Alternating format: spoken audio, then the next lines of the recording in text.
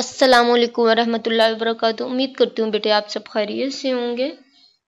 जैसा कि बेटे आप जानते हैं कि 6 सितंबर को यौम तासीस मनाया जाता है, लेकिन 6 सितंबर की जो है वो गवर्नमेंट की तरफ से जो है वो छुट्टी अनाउंस हुई, तो इसकी बना पर इसको जो है वो 5 सितंबर को जो है वो स्कूल में मनाया गया।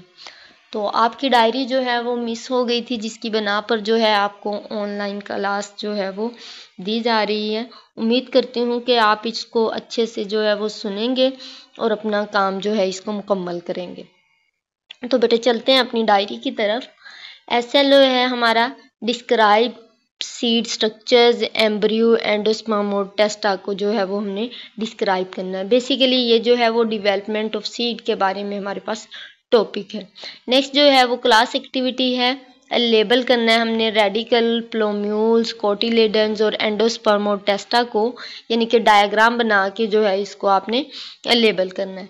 कल टेस्ट स्टूडेंट टास्क है, ड्रा करनी है आपने seed cross section with label. Seed की जो है वो डायग्राम क्रॉस सेक्शन जो है वो ड्रा करना है और उसको लेबल करना है। और ग्रामर टास्क में है बेटे, mark Latin terms in reading. Reading में जो है वो लैटिन लैंग्वेज के कुछ वर्ड इस्तेमाल हुए हैं, तो उनको आपने जो है वो हाईलाइट करना है। नेक्स्ट जो है आपका क्लास वर्क में है, पेज नंबर 82 से हमने जो है वो development and structure of seed वाला टॉपिक जो है वो स्टार्ट करना है, और page number 83 about to germination of seed तक इसको जो है वो कंप्लीट ये टॉपिक बनता है आपका। नेक्स्ट जो है आपका होमवर्क है, आपने डिफ्रेंशिएट करना है बिटवीन एपिकोटाइल एंड हाइपोकोटाइल में। एपिकोटाइल और हाइपोकोटाइल में आपने डिफरेंस करना है होमवर्क में। और रीडिंग का आपका सेंटेंस है जी, embryo has radicle and plumule endosperm stores. ये जो है वो रीडिंग में हमारे पास जो है ये सेंटेंस आएगा। तो बेटे जो है अब हम अपनी जो है वो टॉपिक की तरफ चलते हैं।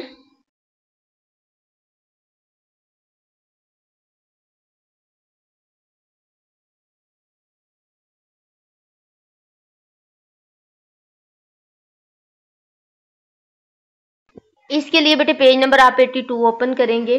Development and structure of seed, इसमें हमने देखना है यानी कि स्ट्रक्चर सीड का क्या स्ट्रक्चर है और वहाँ से कौन कौन सी चीज़ें डेवलप होती हैं, कैसे वो डेवलप होता है, सीड का कौन सा पार्ट क्या चीज़ बनाता है, कौन सा स्ट्रक्चर बनाता है प्लांट का।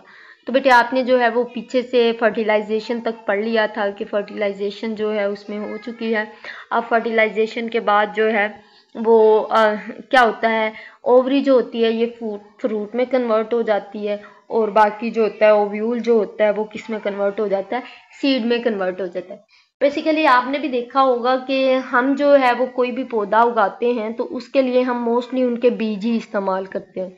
तो बीज से ही जो है वो फर्दर क्या होती है, प्लांटेशन जो है वो नया प्लांट जो है वो ग्रो होता है।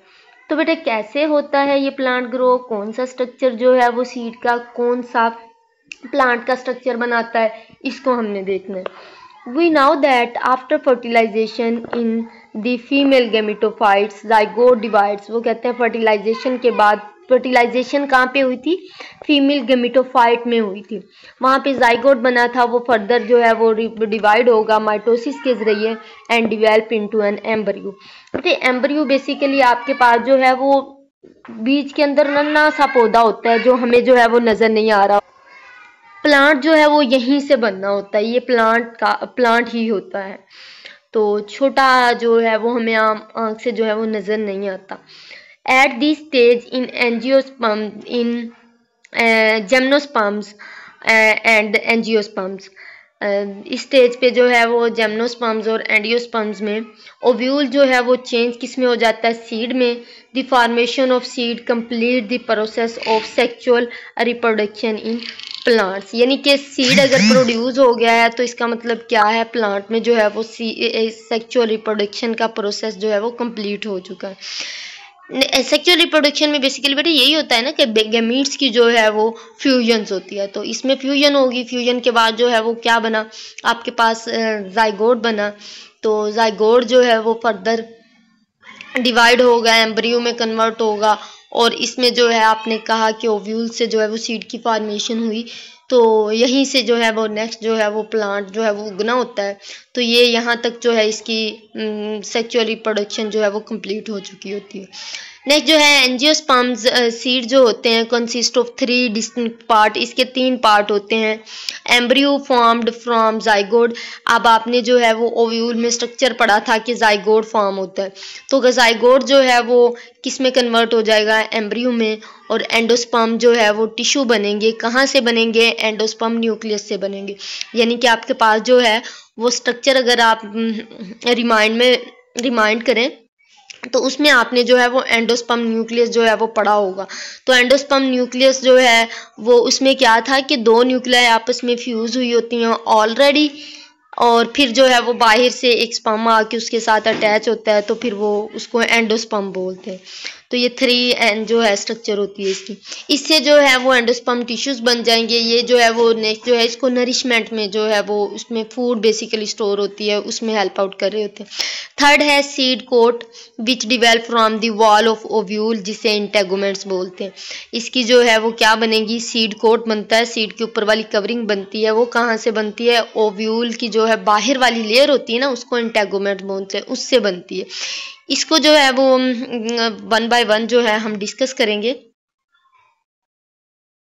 सीड कोट बेसिकली बेटे इसको टेस्टा भी बोला जाता है, डिवेल्प फ्रॉम द इंटेगोमेंट्स, ये इंटेगोमेंट्स से जो है वो डिवेल्प होता है। ओरिजिनली सराउंडेड द ओव्यूल, जो कहाँ पे मौजूद होती है, ओव्यूल के इर्द गिर्द मौजूद होती है। It may be appear paper thin layers, ये जो है इंटेगोमेंट्स की बात कर रहा है कि ये जो है वो पेपर की तरह जो है वो थिन भी हो सकती है, जिस तरह के पीनट है, पीनट्स को आप जो है वो इजीली तोड़ लेते हैं, ऐसे है ना। और ये थिक भी हो सकती है, हार्ड भी हो सकती है, जैसे कि कोकोनट का जो है वो बाहर वाली वॉल होती है, कवर होते हैं। सीड कोट प्रोटेक्ट एम्ब्रियो, अब इसकी फंक्शन जो है ये सीड कोट का है, आप यहाँ पे लिख सकते हैं।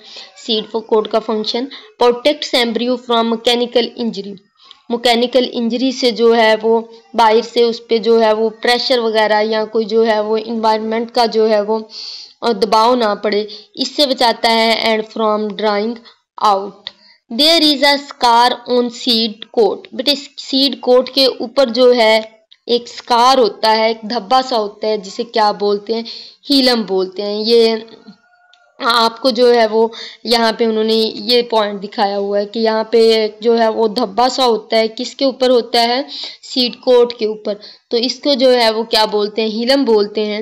It is where the seed is attach to the ovary, basically ये वो पॉइंट होता है जहाँ से जो है वो सीड ओवरी के साथ अटैच होता है। ओवरी आपके पास जो है वो क्या है, अब आपने ओवरी की बात नहीं बल्कि फ्रूट जो है उसके साथ अटैच होते हैं। At one end of the hilum के वन एंड एक छोटा सा जो है वो सुराख होता है, जिसे क्या बोलते हैं, माइक्रो पाइल बोलते हैं, छोटी सी ओपनिंग होती है। This is the same opening through which, ये वही ओपनिंग होती है जिसके जरिए जो है वो पोलन ट्यूब जो है वो इंटर्ड होती है ओव्यूल में। आपने जो है वो स्ट्रक्चर पढ़ा था, अगर आप याद करें तो जब फर्टिलाइजेशन से पहले क्या होता है कि एक जो है वो पोलन ट्यूब बनती है, पोलन ट्यूब जो है वो ओव्यूल में जो है वो इंटर होती है। तो ओव्यूल में इंटर होने से पहले जाहिर सी बात है वो जो है वो वहाँ पे ओपनिंग होगी, तो वो उसके थ्रू जो है वो इंटर होगी। तो ये वो ही ओपनिंग होती है बेसिकली, माइक्रोपाइल वो ओपनिंग होती है जहाँ से जो है पोलन ट्यूब जो है वो ओव्यूल में इंटर होती है और वहाँ से जो है वो रास्ता बनाती है स्पर्म के गुजरने का। और इसके साथ जो है इसका दूसरा फंक्शन क्या होता है, seed uses it's for the absorption of water. इसके अलावा बेटे एक तो ये जो है आपने पढ़ा कि इसके जरिए जो है वो पोलन ट्यूब अंदर इंटर होती है और देन जो है वो स्पर्म जो है वो वहाँ से पास हो सकते हैं। लेकिन दूसरा फंक्शन जो है वो माइक्रोपाइल का ये होता है कि इसके जरिए जो है वो अब्जॉर्प्शन ऑफ वाटर होती है। अब्जॉर्प्शन ऑफ वाटर आपने अक्सर देखा होगा कि आप जो है वो बीज पानी में रखते हैं तो वो फूल जाते हैं, ऐसे है ना। तो वो फूलते कैसे हैं, आप वहाँ से जो है जाहिर सी बात है कुछ सोर्सेज होंगे ना कि वाटर उसमें जो है वो सीड में इंटर होगा। तो वो बेसिकली वाटर जो है वो इसी माइक्रोपाइल के जरिए जो है वो सीड के अंदर इंटर हो रहा होता है और सीड जो है अल्टीमेटली क्या हो जाता है, फूल जाता है। तो ये माइक्रोपाइल था, माइक्रोपाइल की फंक्शन, हीलम आपने देखा और सीड कोट को देखा। अब नेक्स्ट चलते हैं। नेक्स्ट जो है वो बेटे embryo is actually an immature plant. Embryo आपके पास असल में क्या है, एक इमेच्योर प्लांट है जो अभी मेच्योर नहीं हुआ, मतलब उसके जो है वो पार्ट अभी डिवेल्प नहीं हुए। इट कंसिस्ट ऑफ रेडिकल, ये रेडिकल इस पे होता है, और प्लोम्यूल्स एंड 1 और 2 कोटिलीडन्स। ये कोटिलीडन्स जो है वो बेसिकली क्या होते हैं, सीड लीफ होते हैं। आपने अक्सर देखा होगा बेटे, आप कुछ बीज ऐसे होते हैं जिनको आप 2 पार्ट में इजीली डिवाइड कर लेते हैं, दरमियान में उनके जो है वो सेंटर में पार्टीशन होती है, मतलब आपको जो है वो पता लग रहा होता है कि यहाँ से बीज जो है वो 2 हिस्सों में कन्वर्ट हो जाएगा। और कुछ बीज आपके पास ऐसे होते हैं वो जो है 2 हिस्सों में कन्वर्ट नहीं हो सकते। जैसे देखें आप जो है वो पीनट देखा है ना, पीनट को जो है वो इजीली हम 2 पार्ट में कर लेते हैं। इसके अलावा चने देखे होंगे, दालें हैं जो 2 हिस्सों में कन्वर्ट हो जाती हैं। इसका मतलब ये जो कितने हैं, ये इसके पास 2 कोटिलीडन्स है, यानी कि सीड के लीफ कितने हैं, बेसिकली 2 हैं। और दूसरा अगर आप जो है वो ऑरेंजेस के आप देखते होंगे बीज, उनको जो है वो हम 2 हिस्सों में कन्वर्ट नहीं कर सकते, मतलब उसमें जो है वो ऐसी पार्टीशन होती नहीं है कि 2 हिस्सों में, तो इट्स मीन वो क्या है, मोनोकोटिलीडन्स। तो रेडिकल्स की बात करते हैं। Radicles of embryo develop into new roots. अब आपके पास जो है एक सीड है, सीड के अंदर क्या है, एम्ब्रियो है। तो बेटे एम्ब्रियो का वो पार्ट जिसने रूट में कन्वर्ट होना होता है वो आपके पास रेडिकल कहलाता है, और वो पार्ट जिसने जो है वो शूट में कन्वर्ट होना होता है वो आपके पास क्या कहलाता है, प्लोम्यूल। यानी कि आपके पास जो है वो लोअर पार्ट जो होगा एम्ब्रियो का जिसने रूट में कन्वर्ट होना है वो आपके पास क्या है, रेडिकल है। अब रेडिकल से आर से रूट आप रिमाइंड कर मतलब जो है वो रख सकते हैं याद। तो आपके पास जो है वो नेक्स्ट है प्लोम्यूल। तो अपर वाला जो पोर्शन है उसने शूट में कन्वर्ट होना होता है, तो उसको जो है वो प्लोम्यूल कहते हैं। The embryonic stem develop the point of the attachment of cotyledon. Embryonic stem जो है वो कहाँ से डिवेल्प होती है, अटैचमेंट ऑफ कोटिलीडन से, उसको क्या बोलते हैं, एपिकोटाइल। एपी मीन ऊपर, कोटाइल्स कोटिलीडन, कोटिलीडन से ऊपर जो है एम्ब्रियोनिक स्टेम है आपके पास वो क्या है आपके पास, एपिकोटाइल। और जो एम्ब्रियोनिक स्टेम से नीचे वाला पॉइंट है अटैचमेंट का वो क्या कहलाता है आपके पास, हाइपोकोटाइल। इसको जो है वो नेक्स्ट डायग्राम में भी देखते हैं। विद सीड, सीड के अंदर there is a store of nutrients, nutrient stores होते हैं फॉर दिस सीडलिंग, सीडलिंग के लिए, that will grow from embryo. And in angiosperms, angiosperms में the stored food is derived from the endosperm tissues. Food store जो है वो कहाँ से आती है, एंडोस्पर्म टिश्यू से। मतलब एंडोस्पर्म टिश्यू बेसिकली क्या होते हैं, ये न्यूट्रिशन प्रोवाइड करने के लिए होते हैं। These tissues is rich in oil, इन ये टिश्यू जो है इनमें ऑयल मौजूद होता है, स्टार्च होती है और प्रोटीन मौजूद होती है।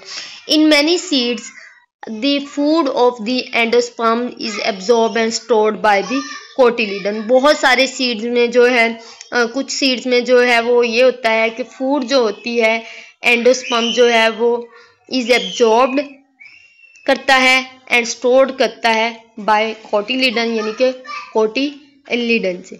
नेक्स्ट जो है आपके पास साइड बॉक्स है, the form of the stored nutrients. Stored nutrients की जो फॉर्म्स हैं सीड में वो वेरी करती हैं, मतलब तब्दील होती रहती हैं, depending on the kind of plants, कि वो किस टाइप्स का जो है वो प्लांट है। तो ये जो है वो न्यूट्रिएंट्स जो है वो वेरी करते हैं according to the kind of plants. तो बेटे ये डायग्राम देखिए जरा, इसमें जो है वो कोटाइल और हैप्पिकोटाइल दिखाया हुआ आपको। इसमें जो है वो कोटिलीडन्स हैं, ये देखें ये कोटिलीडन सिखाए हैं। ये आपके पास जो है वो सीड क्या है, डाइकोटिलीडन है, यानी कि ये ऊपर वाला और ये नीचे वाला 2 आपके पास कोटिलीडन्स हैं। तो ये कौन सा सीड हुआ, डाइकोटिलीडन। तो बेटे इसमें जो है आपके पास ये देखें जरा, ये वाला पोर्शन ये आपके पास एक कोटिलीडन है, कोटिलीडन से नीचे वाला पोर्शन आपके पास क्या है, हैपोकोटाइल है। हाइपो क्या बोलते हैं, बिलो को, और एपी किसको बोलते हैं, अपर को। तो अपर वाला जो होता है अटैचमेंट पॉइंट उसको आप क्या कहते हैं, एपिकोटाइल कहते हैं। तो ये था बेटे आज का आपका लेसन। और बेटे जैसा कि आप जानते हैं कि 6 सितंबर एक तो यौम दिफा है और दूसरा जो है वो यौम तासीस है, यानी कि इस दिन जो है वो इदारे की बुनियाद रखी गई थी जिस इदारे में आप ज़ेर तालीम हैं। और तीसरी ये कि 6 सितंबर को जो है वो 12 रबी अव्वल भी है। तो बेटे अगर बात करें सबसे पहले 12 रबी अव्वल के लिहाज से, तो हम जो हैं वो इस बात का जितना भी शुक्र अदा करें अल्लाह पाक का कम है कि अल्लाह पाक ने जो है वो हमें हज़रत मोहम्मद सल्लल्लाहु अलैहि वसल्लम का उम्मती पैदा किया। तो आपने जो है आप जो हैं वैसे तो हम पढ़ते रहते हैं दुरूद शरीफ, और उम्मीद है कि आप सारे पढ़ते होंगे, लेकिन जो है वो स्पेशल आपने जो है वो दुरूद शरीफ पढ़ना है अच्छे से वज़ू करके और तन्हाई में बैठ के दिल से दुरूद शरीफ पढ़ना है। और इसके साथ जो है अपने अदारे के लिए, अपने मुल्क के लिए, अपने उसातिज़ा के लिए, अपनी क्लास फेलोज़ के लिए, घर वालों के लिए, रिश्तेदारों के लिए, सब के लिए जो है वो ख़ुसूसी दुआ करनी है, सबको दुआओं में याद रखना है। और आखिर में मेरी जो है वो दुआ है, अल्लाह पाक हम सबको जो अपने हिफ्ज़ ईमान में रखे, इस अदारे को जो है हमेशा यूं ही शादबाद रखे। इसमें काम करने वालों के लिए, इसमें पढ़ने वालों के लिए दुआ है कि अल्लाह पाक उनकी दुनिया और आखिरत दोनों में उनको सुरखरू करे।